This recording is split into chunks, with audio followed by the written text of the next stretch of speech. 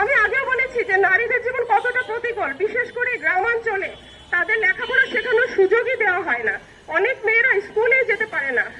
আর যারা স্কুলে যেতেও পারে, একটা পরিবারে যদি একটা ছেলে থাকে এবং একটা মেয়ে থাকে, বেশিরভাগ ক্ষেত্রে এমনকি শিক্ষিত পরিবারেও আমরা দেখি যে ওই ছেলেটার লেখাপড়ার প্রতি যতটা গুরুত্ব দেওয়া হয়, মেয়েটার লেখাপড়ার প্রতি ততটা গুরুত্ব দেওয়া হয় না। অনেক ক্ষেত্রে স্কুলেই ওই মেয়েটাকে বিয়ে দিয়ে দেওয়া হচ্ছে, বাল্য বিবাহ দেওয়া হচ্ছে তাকে।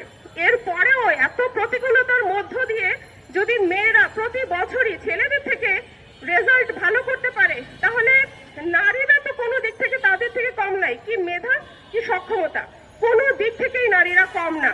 তাহলে কেন নারীদেরকে এইভাবে বন্দি করে রাখা, চার দেয়ালে বন্দি করে রাখবে, পায়ের নিচে রাখবে, তাদেরকে কোনো কিছুতে অংশগ্রহণ করতে দেওয়া হবে না?